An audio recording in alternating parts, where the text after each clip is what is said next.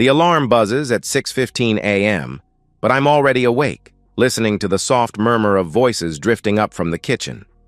Lauren's laugh mingles with Emma's giggle, something about pancakes shaped like butterflies. Noah's deeper voice joins in, probably complaining about syrup on his school uniform again.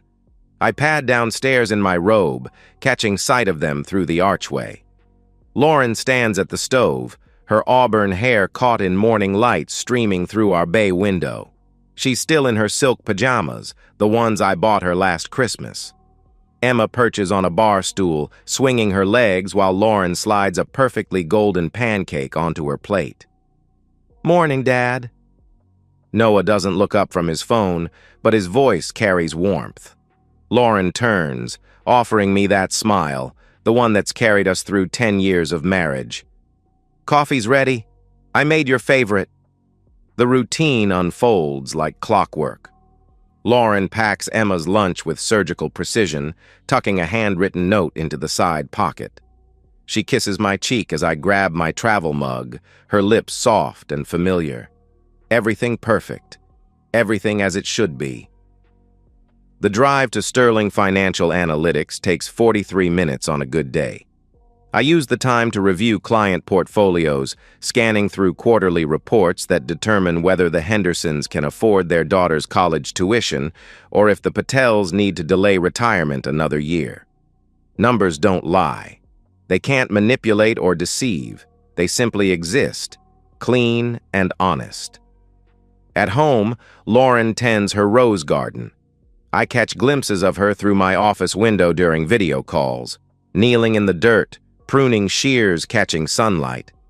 Later, she disappears into her studio, the converted garage where canvases lean against every wall, landscapes mostly, peaceful scenes that mirror the life we've built together. "She seems distracted lately," Margaret Whitman mentions at the neighborhood barbecue. Our next-door neighbor cradles her wine glass, eyes tracking Lauren across the yard. "At book club last week, she barely spoke."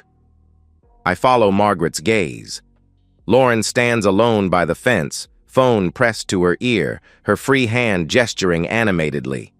When she notices me watching, she ends the call quickly, sliding the phone into her back pocket. "Work stress," I tell Margaret. "You know how it is."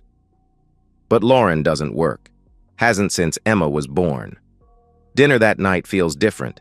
The kids chatter about school, about friends, about weekend plans, but Lauren's responses sound rehearsed.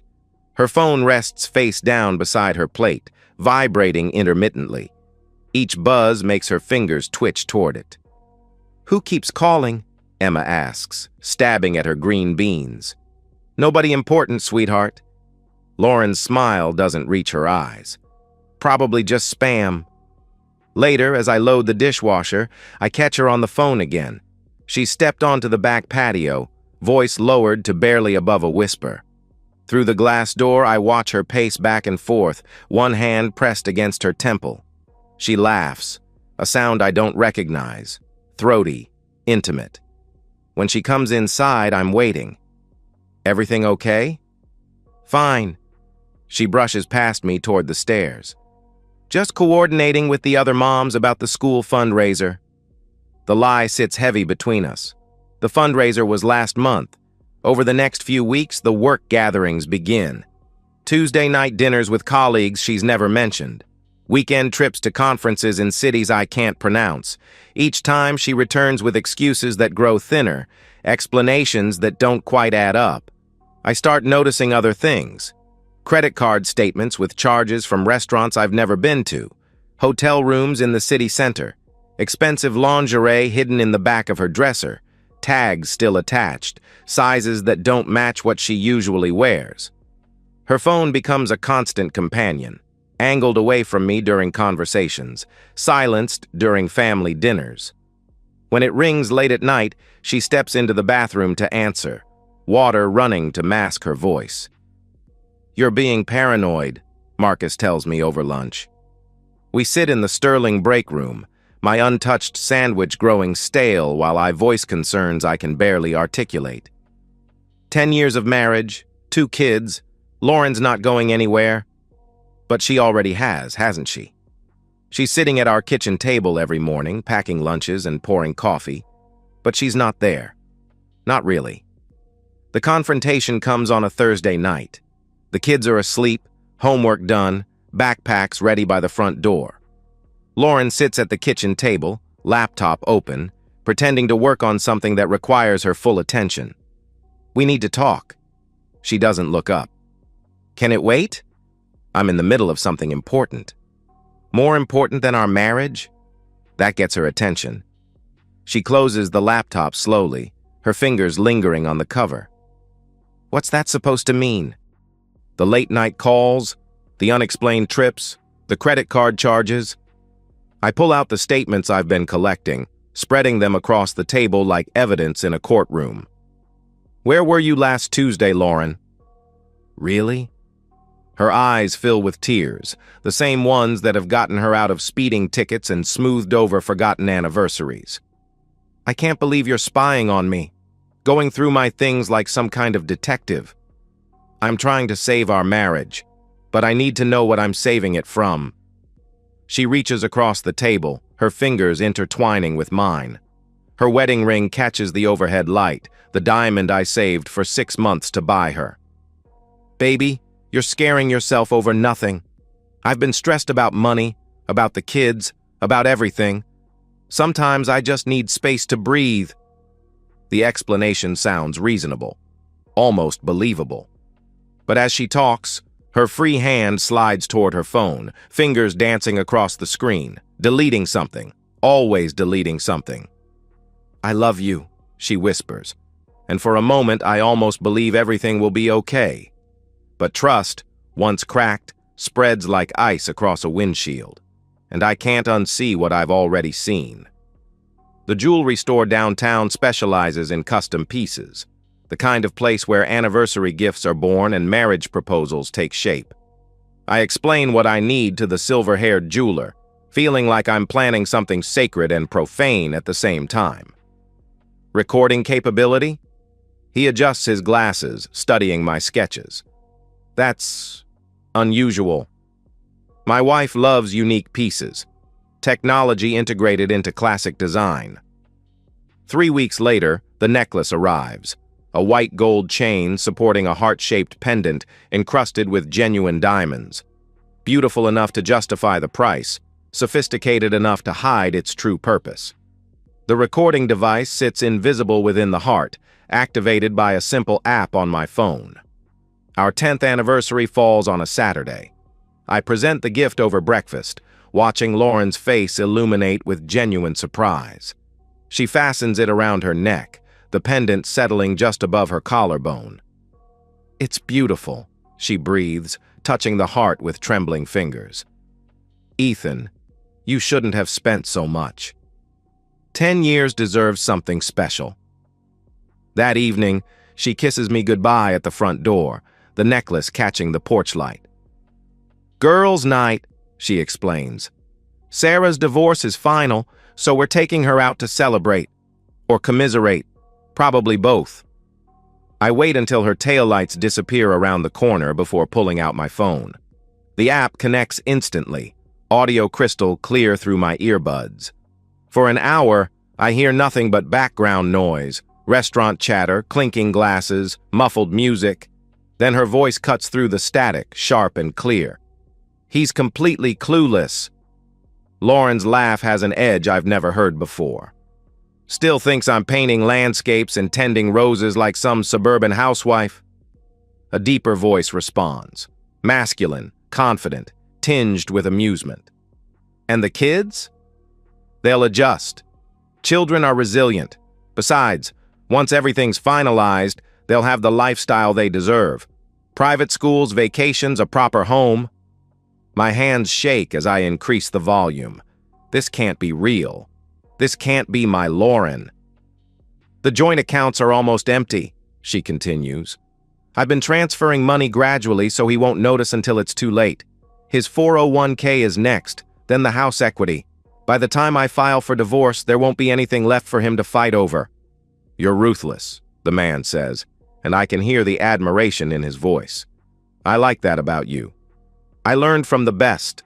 Her voice turned sultry, intimate. Victor Caldwell doesn't settle for anything less than total victory. Victor Caldwell. The name hits like a physical blow. I know him. Everyone in Willow Creek does. Real estate mogul, city council member, the kind of man who appears on charity gala committees and gets his picture in the society pages. Married to his high school sweetheart, 3 kids, reputation cleaner than fresh laundry. What about custody? Victor asks. Please. Ethan works 60-hour weeks, travels constantly. I'll present myself as the devoted mother holding the family together while he chases money and ignores his children. No judge will side with an absent father over a concerned mother. The words slice through me like broken glass. Every late night at the office, every business trip, every sacrifice I made to provide for our family, she's weaponizing all of it. And if he fights? Lauren's laugh turns cold. With what? His reputation? I've already started planting seeds with the neighbors. Margaret Whitman thinks he's been acting strange, possessive. Rebecca's heard stories about his temper. By the time I'm done, Ethan Bennett will look like exactly what I need him to be. An unstable man who lost his family because he couldn't control his anger. I rip out the earbuds, lungs burning as I realize I've been holding my breath. The living room spins around me, familiar furniture suddenly foreign. The family photos on the mantle, Lauren and I at our wedding, holding newborn Emma, teaching Noah to ride a bike. They're all lies. Every smile, every embrace, every moment I thought we shared. How long has she been planning this? Months? Years? I force myself to keep listening, recording everything. The conversation continues for another hour, detailing financial transfers, legal strategies, even discussions about which private investigator to hire to dig up dirt on my supposed indiscretions. They've thought of everything. When Lauren finally comes home at midnight, I'm sitting in the dark living room, phone in my lap, the recording saved to 3 different cloud accounts. Hey, baby, she whispers, slipping out of her heels. How was your night? I watch her in the hallway light. This woman I've shared a bed with for 10 years. She's still beautiful, more so maybe, with her lips slightly swollen and her hair mussed from whatever she and Victor did after their planning session. Fine, I manage. How's Sarah holding up? Oh, you know, devastated 1 minute, relieved the next. Divorce is never easy. She sits beside me on the couch, her hand finding mine in the darkness. Thank God we'll never have to go through something like that. The lie flows so easily from her lips. No hesitation, no tells. If I hadn't heard the recordings, I might have pulled her close, kissed her forehead, told her how lucky we are. Instead, I squeeze her hand gently. Thank God, I echo. Over the next few days, I notice things I missed before. Subtle changes in our social circle. Margaret Whitman's concerned glances. Rebecca's careful questions about work stress. Even Marcus seems distant, distracted during our lunch meetings. The seeds are already planted. Lauren's been busy, but she doesn't know about the necklace. Doesn't know I've heard every word, every plan, every cruel laugh. She thinks she's won a game I didn't even know we were playing. She's wrong. Monday morning, I'm at First National before they open, waiting in my car until the security guard unlocks the doors. The branch manager, Helen Torres, knows me well enough to expedite the paperwork. Joint accounts frozen, credit cards canceled, investment accounts secured with additional authentication requirements. Is everything all right, Mr. Bennett?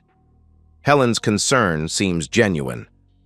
This is quite unusual. Just taking some precautions. I sign the last form with steady hands. Better safe than sorry.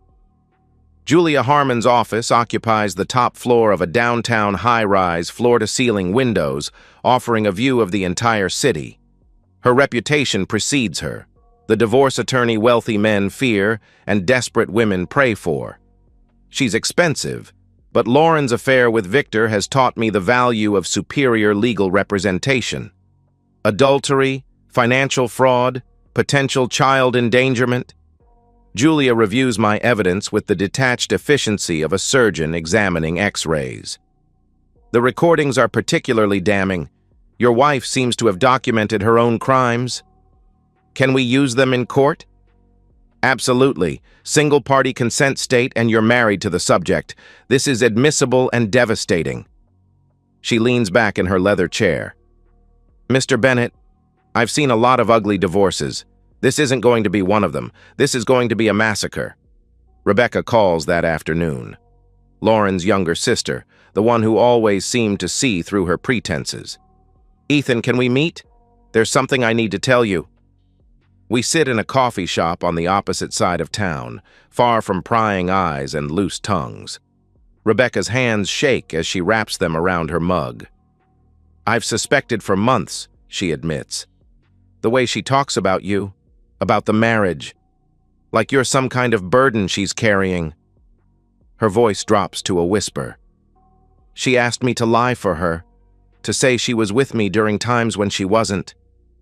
And did you? Rebecca's eyes fill with tears. Once, last month, she said it was for a surprise party she was planning for your anniversary.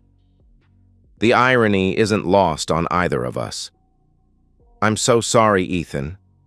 I should have known better. But I don't feel anger toward Rebecca. She's as much a victim of Lauren's manipulation as I am.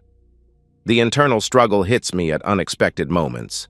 Folding laundry, I find myself holding one of Lauren's sweaters, remembering how she looked wearing it on our first Christmas morning as a married couple.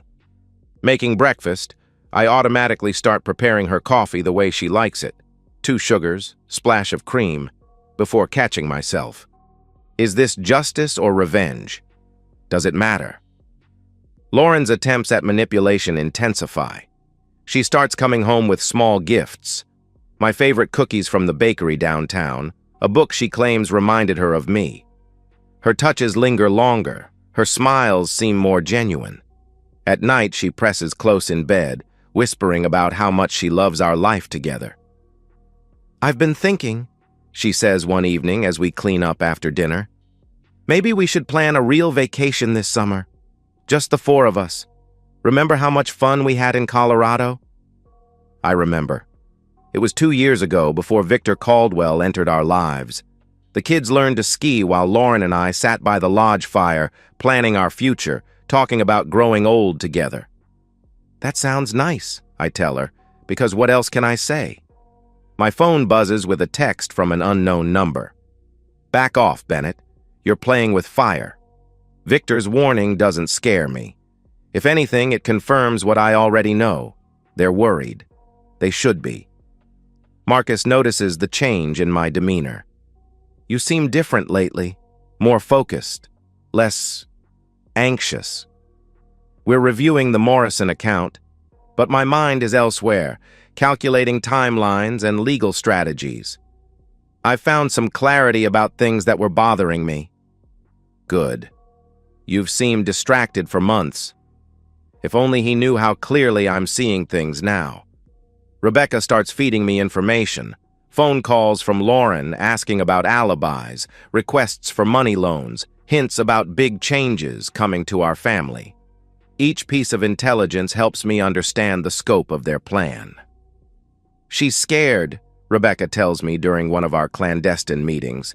She keeps asking if you've seemed different, if you've asked about her whereabouts. I think she knows something's wrong. Instinct, maybe, or guilt. Either way, I need to move carefully.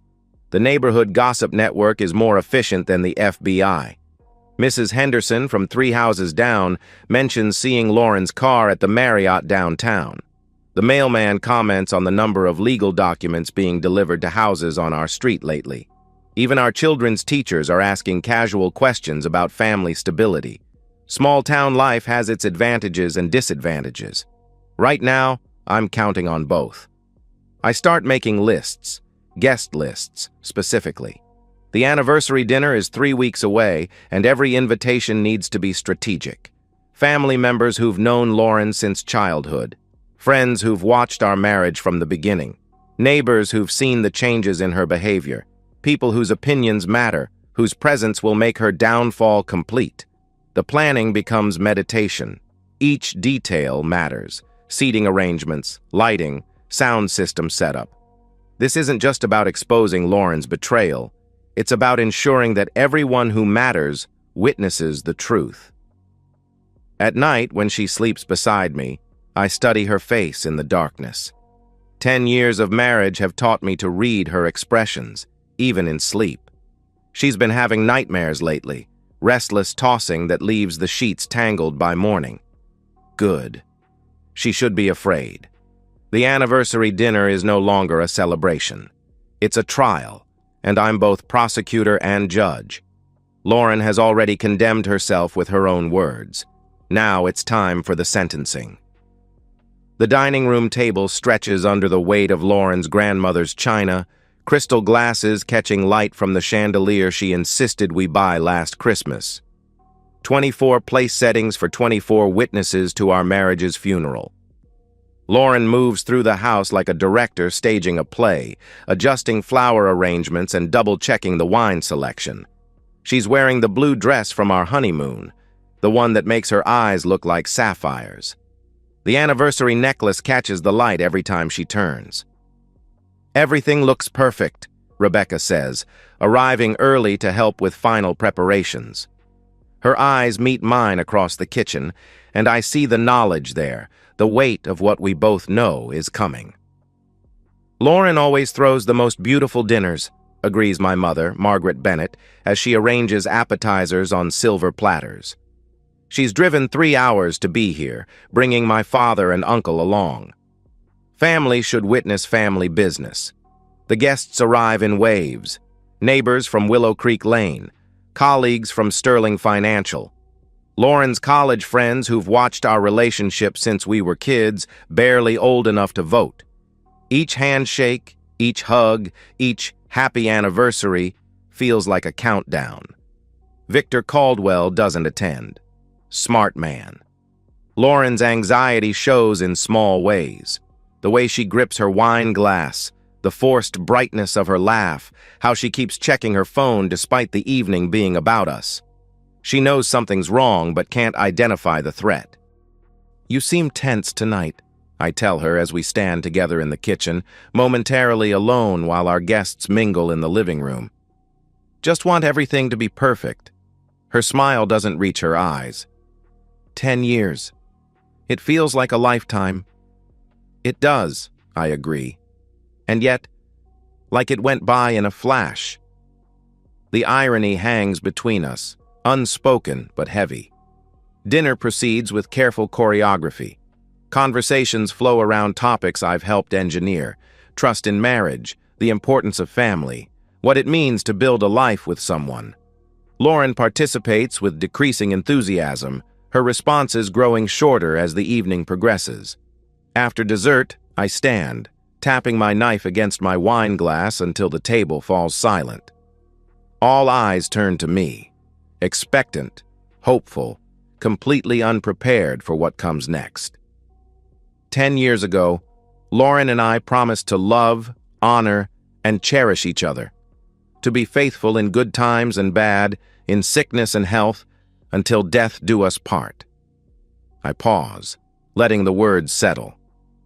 Tonight I want to share with you what those promises have meant to us. I move to the sound system, iPad already connected, recording cued and ready. The room falls completely silent. "This is from last week," I announce, finger hovering over the play button. "Lauren discussing our marriage with a friend." Her face goes white. The necklace rises and falls with her rapid breathing. I press play. Her voice fills the room, crystal clear and damning. "He's completely clueless. Still thinks I'm painting landscapes and tending roses like some suburban housewife." The reaction is immediate. Gasps echo around the table.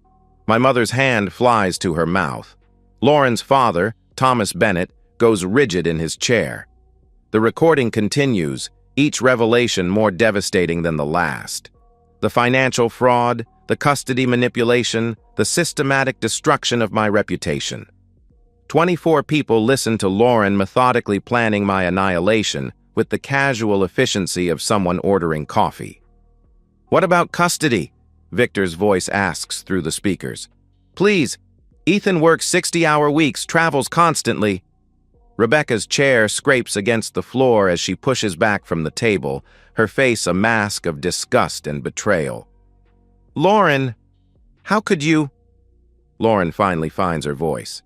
This is taken out of context. You don't understand." "I understand perfectly." My father's voice cuts through her protest, cold and final. "I understand that my son married a stranger." The recording plays for another minute, long enough to capture her cruel laughter, her detailed plans for my financial ruin, her complete lack of remorse for destroying our family. When it ends, the silence is deafening. Lauren's chair topples as she stands, her napkin fluttering to the floor like a white flag of surrender. "You bastard! You recorded me without my knowledge. That's illegal." Single-party consent state, Julia had taught me well. And you're my wife. Everything you just heard is admissible in court. The truth of her situation hits her like a physical blow. Her knees buckle, and she grabs the table edge for support. The anniversary necklace swings against her chest, the instrument of her own destruction. "This is over," she whispers, then louder, "This is all over." She runs from the room, her heels clicking frantically against the hardwood floor. The front door slams with enough force to rattle the windows. In the silence that follows, I look around the table at 23 faces reflecting various stages of shock, disgust, and pity. Not one shows sympathy for Lauren. "I'm sorry you all had to hear this," I tell them. "But I needed witnesses. Our children need to know that their father fought for them." My mother reaches across the table, her hand finding mine. "We'll support you through this, whatever you need." The others nod agreement. Thomas Bennett, Lauren's own father, looks 10 years older than he did an hour ago. "I raised her better than this," he says quietly. "I don't know where we went wrong." Monday morning, I'm at the courthouse when it opens. The divorce papers are filed by 9 a.m., along with recorded evidence, financial statements, and a motion for emergency custody. Julia moves with surgical precision, each document another nail in Lauren's legal coffin. Judge Sandra McCall reviews the evidence with the same detached professionalism she brings to every case, but I catch her flinch when Lauren's voice describes manipulating our children's loyalty. "Full custody to the plaintiff," she rules. "Supervised visitation only, pending psychological evaluation. The defendant will repay all misappropriated funds, plus interest and penalties." Lauren sits beside her court-appointed attorney, looking small and broken in a borrowed suit. The woman who planned my destruction with such confidence can barely lift her head to acknowledge the judge's ruling. Outside the courthouse, news vans wait. Word of the anniversary dinner recording has spread through Willow Creek like wildfire. Local news stations want interviews, but I walk past them without comment. This was never about public humiliation. It was about justice. The district attorney's office calls that afternoon. Financial fraud charges are being filed. The investigation into her activities with Victor Caldwell is just beginning. By evening, Victor has issued a public statement denying any romantic involvement with Lauren, claiming their relationship was purely professional and expressing concern for her apparent psychological instability.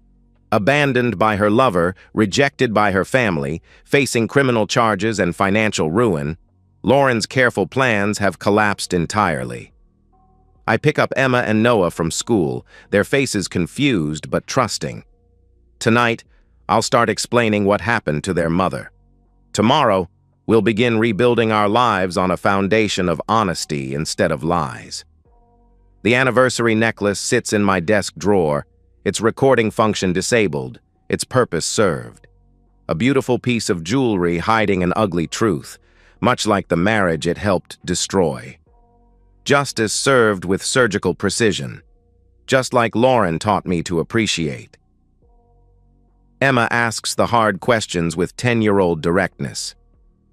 Is Mommy coming home? We sit in the living room where the anniversary dinner took place, the dining table back to its normal size, the chairs rearranged to accommodate our smaller family. Noah, 2 years younger, stays close to my side, processing his confusion through proximity rather than words. Not the way she used to, I tell them. But she's still your mother. That doesn't change. Did she really say those things about us? Emma's voice cracks slightly. She's inherited her mother's intelligence, unfortunately paired with her mother's ability to cut straight to painful truths. She said things she shouldn't have. But people sometimes make very bad choices when they're confused or scared. It's more generous than Lauren deserves, but the children don't need to carry the full weight of their mother's betrayal. Not yet.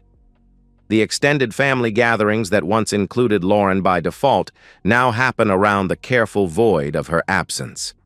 Thanksgiving at my parents' house features an empty chair that nobody mentions, but everyone notices. Christmas morning is quieter, focused on the children's joy rather than adult conversations that might veer into uncomfortable territory. Lauren's parents, Thomas and Margaret Bennett, age visibly over the following months. Their daughter's public disgrace has left them isolated from their social circles, questioning every choice they made raising her. They send cards to the children but avoid family gatherings where they might have to explain her absence. Rebecca remains our strongest ally, filling some of the gaps Lauren's departure created. She helps with school pickup when I'm traveling, attends soccer games and dance recitals, provides the female perspective the children need as they navigate their new reality. She keeps calling me, Rebecca confides during one of our weekly coffee meetings. Asking about you, about the kids, wanting to know if there's any chance for reconciliation. What do you tell her? The truth. That she destroyed something that can't be fixed. Lauren's fall accelerates as the months pass. Without access to our joint accounts or Victor's financial support, she moves through a series of increasingly desperate living situations. Couch surfing with friends who grow tired of her drama. Cheap motels that rent by the week. Finally, a studio apartment in the worst part of the city, furnished with items from thrift stores and charity drives. The menial jobs follow.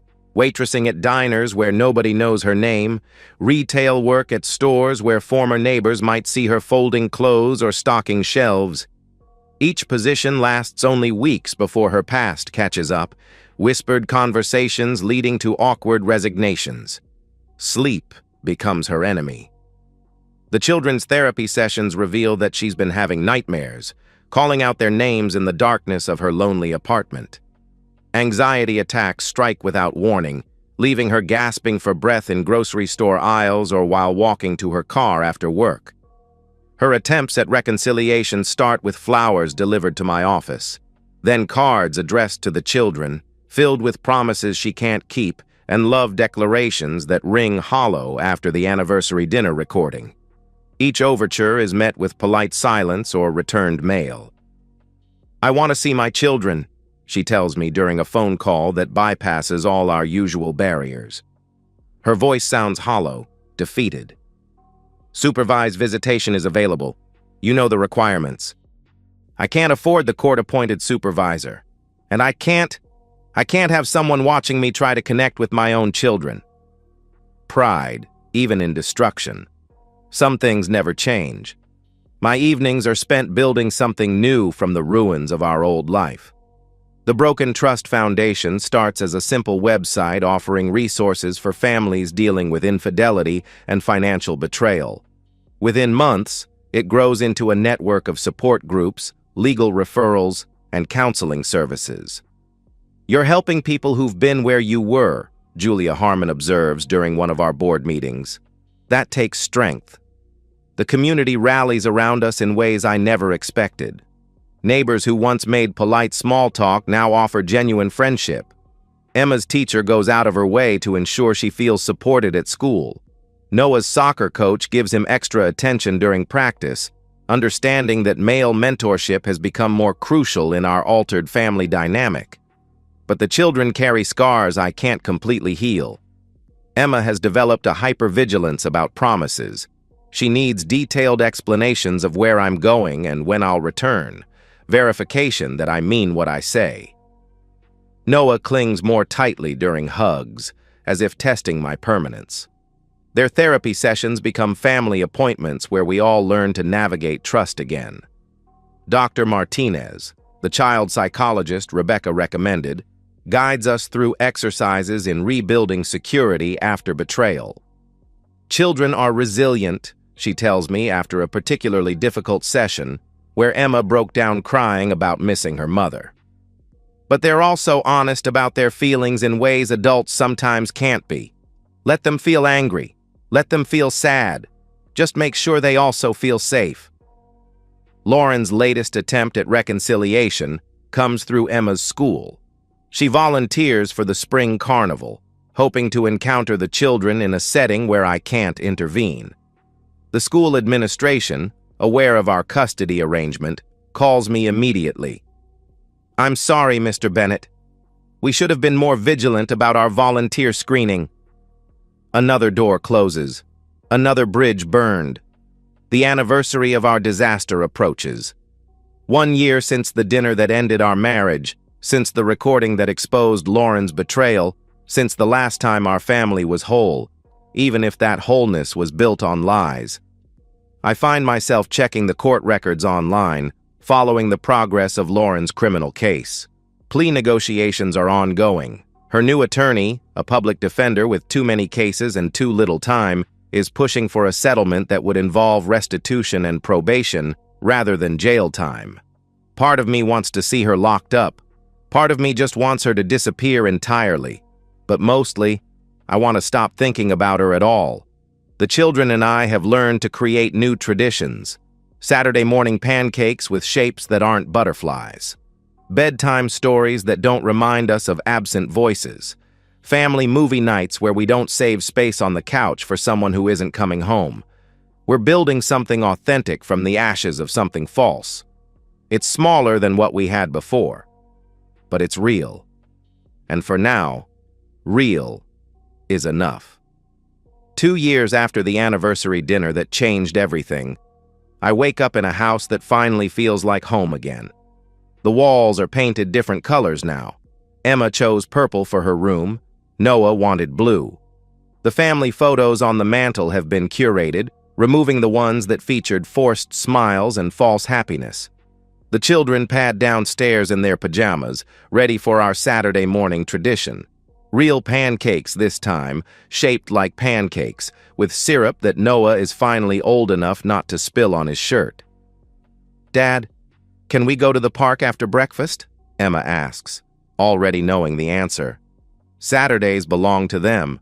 No work calls, no adult responsibilities beyond keeping them fed and entertained.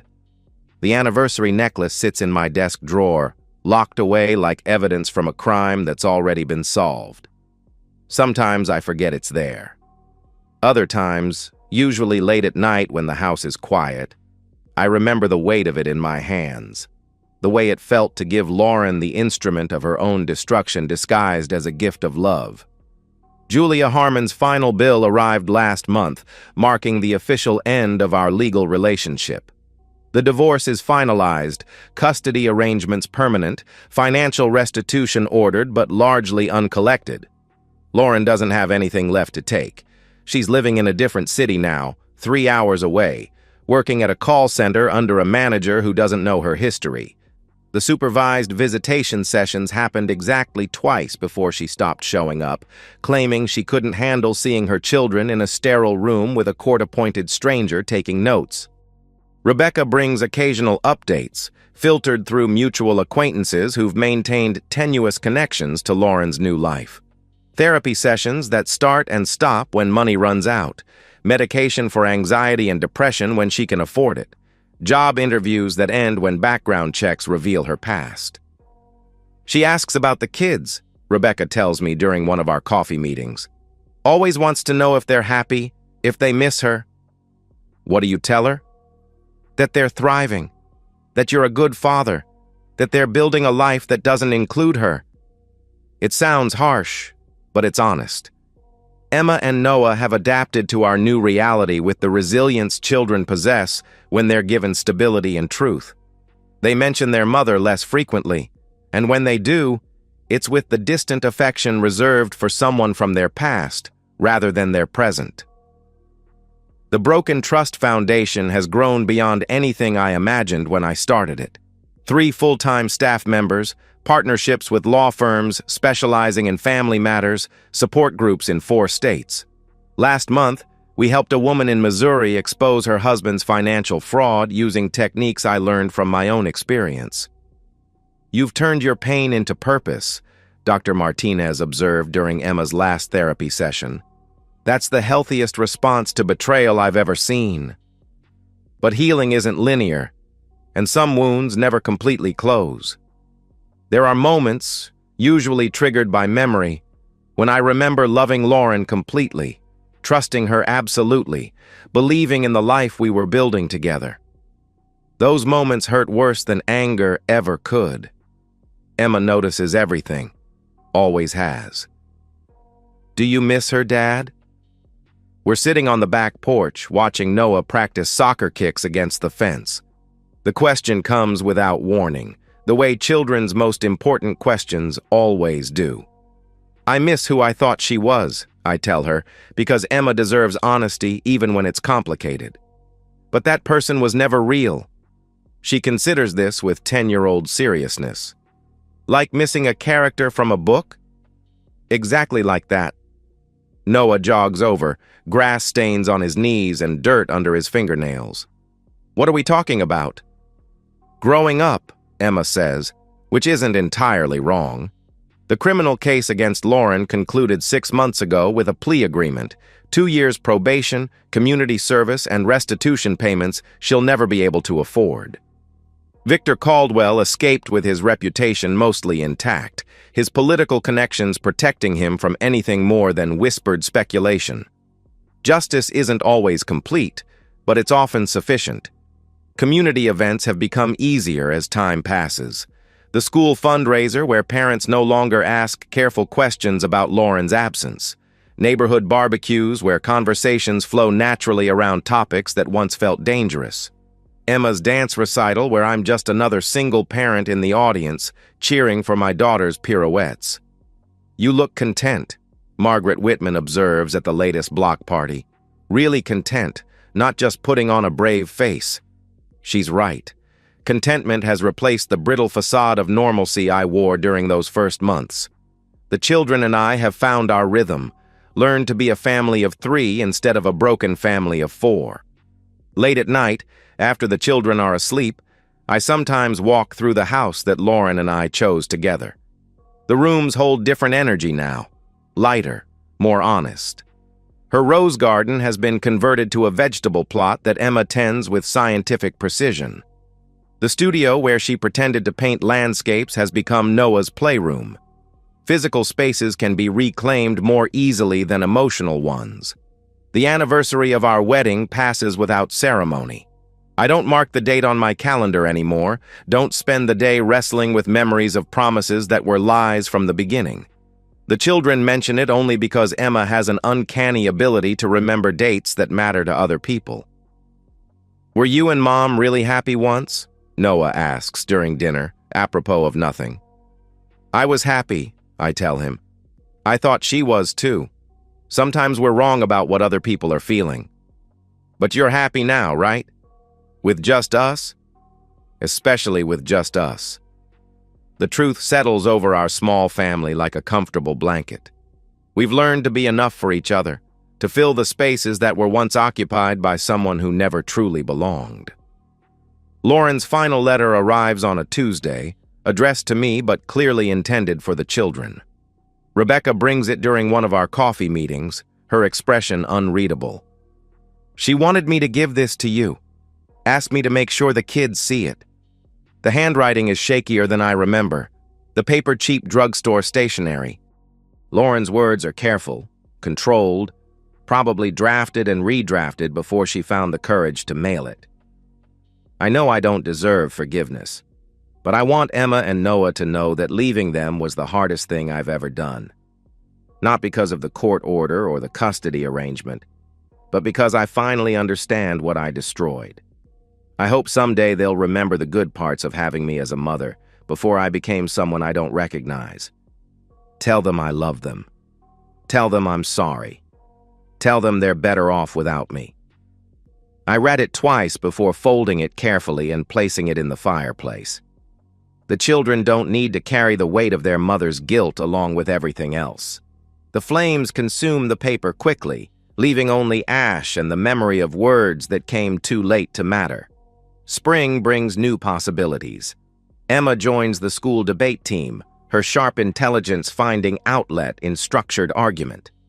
Noah discovers a talent for drawing, spending hours sketching superhero adventures where families stay together and villains are easily identified.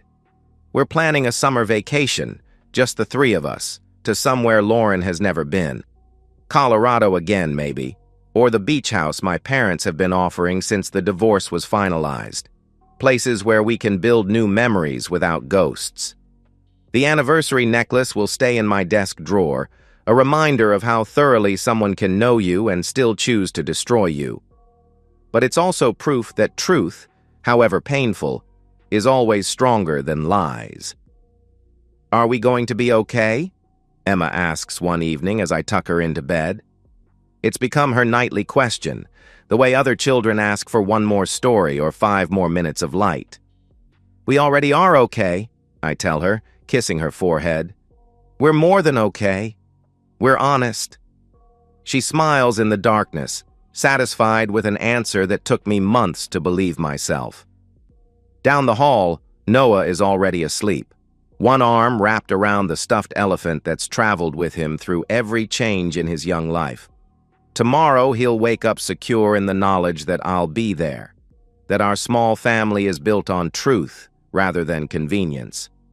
The house settles around us, creaking in the familiar way old homes do when their occupants are finally at peace.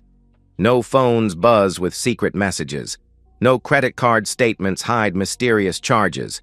No conversations happen in whispered tones behind closed doors. Just a father and his children, building a life worth living on the ruins of one that never really existed. I lock the front door, check the windows, turn off the lights. The routines of security that once felt paranoid now feel protective. We have something worth guarding, not from external threats, but from the kind of internal rot that destroys families from within. In my bedroom, I set the alarm for another ordinary morning. School lunches to pack, soccer practice to attend, homework to supervise. The mundane responsibilities that Lauren once claimed were beneath her now feel like privileges. The anniversary necklace gleams in its dark drawer, a beautiful thing that served an ugly purpose. Someday I might throw it away or sell it or give it to someone who doesn't know its history. But not yet. For now, it serves as a reminder that justice, when it comes, is often quiet and complete. That patience and preparation can overcome manipulation and deceit. That sometimes the best revenge is simply living well with the people who truly matter. Lauren got exactly what she planned for, just not the way she expected. And we got exactly what we deserved. Each other and the truth and a future built on both. The game is over and we won. And that's the end of today's story. If you enjoyed it, please give this video a thumbs up and drop a comment below. Your support helps the algorithm push my content further. If you're new to the channel, don't forget to hit that subscribe button. It really helps me keep creating more stories for you. Thanks for watching, and I'll see you in the next one.